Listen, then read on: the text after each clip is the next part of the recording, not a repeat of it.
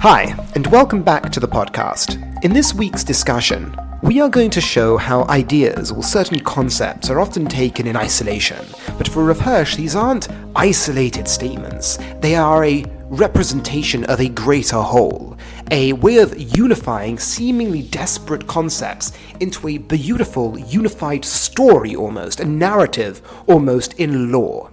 Now, that sounds wonderful, but to break it down, what I'm talking about is the 10 Commandments, the decalogue, the 10 statements that the Jewish people heard at Horeb, at Mount Sinai.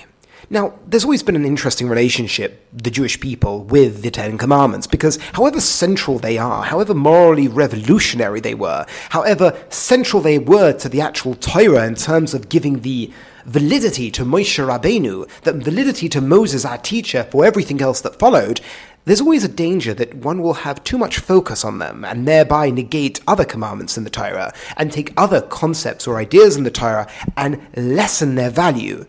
But with Rav Hirsch giving us this caveat of the importance of the Torah in general, but the Aseret HaDibros being an introduction to the rest of the laws in the Torah, and an introduction it may be, but what comes with an introduction is almost a beam of light which shines on the rest of the Torah, that gives a perspective to the rest of the Torah, in a way when you have an introduction that sort of lays out the parts of a talk, or lays out the parts of a lecture, that when you hear the lecture you see them fit in nicely to this pre-made plan. That is what the Aseret HaDibros are for Rav Hirsch. They give us a conceptual roadmap for the journey of the Jew, the journey of the Jewish people from the point of view of law, from the point of view of how they are supposed to perceive themselves and perceive their job in this world. So let's start at the very beginning. There are 10 commandments in 2 tablets. Now, this is also an interesting danger that people sometimes slap on the 10 commandments, that you have the religious commandments, the first 5, and the social commandments, the second 5, which sometimes throughout history people felt, well, I have a need for the social ones because that's being a good person, but the religious ones aren't necessary anymore. But for Rav Hirsch, once again, there is no separation of the two. Yes, a superficial separation is given by the fact they are on 2 tablets, but on a deeper level, once again, there is a unifying story to it all. So let us begin. The first of the 10 commandments is Anochi Hashem Elokecha. The second one is that you shall have no other gods. The third one, don't take God's name in vain. The fourth one, keep the Shabbos. The fifth one, honor your father and mother. And then the other 5 are the social, and we'll get into those in a second. But for Rav Hirsch, what is this first 5 commandments telling us? It tells us that when you talk about God, when you say that there is a God, that I am Hashem your God, that is appealing to the mind. That is the conceptual world. That is the world of thought. And its negation. Do not have any other gods, the positive and the negative. But Rav Hirsch tells us, the story of the 10 commandments are telling us that God is not satisfied with you just having lovely ideas in your mind.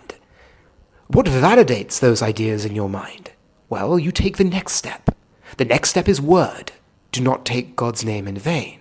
Now, once again, the specific explanation about the meaning of each one of these commandments isn't my point right now. We're taking a step back. So we have do not take God's name in vain, moving it from the conceptual to mouth, to your voice. But that's not enough. Your belief in God only matters, only makes sense, only has any form of validity if it plays out in your work. Zocher es HaShabbos, remember the Shabbos. How does this belief in God manifest in your daily life? How does this belief in God affect your words? How does this belief in God affect your actions at work? But that is not enough. This religious obligation of this idea of God, not only in the mind, not only in the mouth, not only at work, but also in your family life, to honor your father and mother, representing in your family circle. Once again, your claim to believe in God is proven by your actions. How I see you act in the world tells me what's in your mind. So we have the first 5. This story from mind to mouth to action to the family life. And then the second lot is not a separate social law. No, it is a continuation of the first. Yes, it's entered your family life. You've allowed the belief in a transcendent good of the universe that has a demand on you, that expects you to act in a certain way. You've allowed that to affect your family circle. But now it broadens out into how you affect the rest of the world. The first one is action is do not kill. Then the laws of morality, not to commit adultery, not to steal. So the continuation of this story, first starting with the mind, working its way all the way to the actions. But now we see the mirror shift. The shift happens that the goal now is expressed. Now we work back towards the mind. Back to the mouth. Do not bear false witness. And then lastly, the one referring to the very being of the human. Do not covet. Do not be jealous. Do not want that which is not yours. A command based off the inner life of the individual, that no one else has privy to. The changing of the very core of what it means to be you. So for Rav Hirsch, what is the story being told here?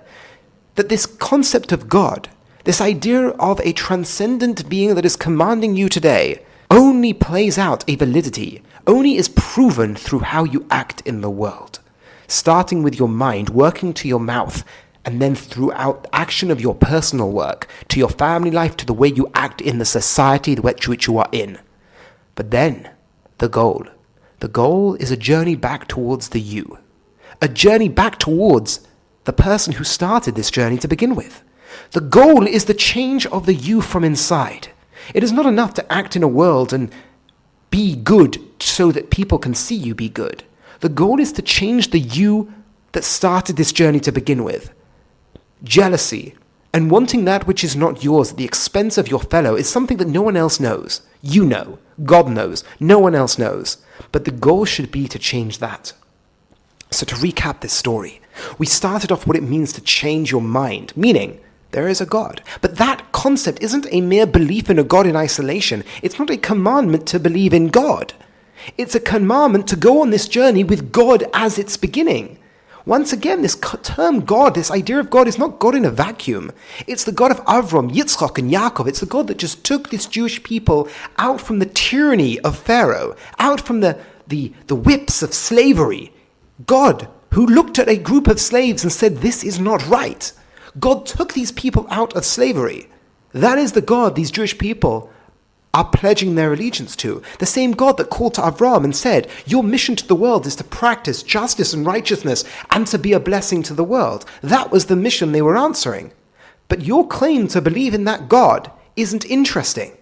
There is nothing less interesting unless you can demonstrate it out. If you live it out in your life, Rav Hirsch says, you prove what you believe. You prove what you are claiming to believe. That is built up in action, first starting with your mouth, then living its way through your personal life, out into the life of society in which you live. And then lastly, it ends with the goal. The goal is the inner change of the individual, because if that is not what you're striving for, it can be superficial. But if the striving for is the changing of the you, the changing of the part of you that no one else can see, that is the true mission of the Jew. Each part being absolutely necessary to the integrity of this view of the Aseret HaDibros. Now we can sort of see why it's held up as being such an important idea, but at the same time a risk of looking at these 10 commandments and thinking, well, this is what I have to do, is also slightly deluded. That's not the point. Not that each one of these isn't an idea that's true, but taking it as individual ideas doesn't make sense. Once again, it has to be taken in the context of the introduction, that the Aseret HaDibros symbolize for us something very fundamental and very important, but by way of introduction, but by way of an overview, not as isolated concepts, but by way of what has to be striven for by the people, what comes in mind first by way of a roadmap of what you are going to be achieving as a member of this nation, as an individual who's taking the idea of the 10 Commandments to heart. What sort of person are you trying to create? It is a journey that the 10 Commandments are taking us on by way of a prelude to the rest of the Torah. Thank you very much for listening, and have a wonderful Shabbos.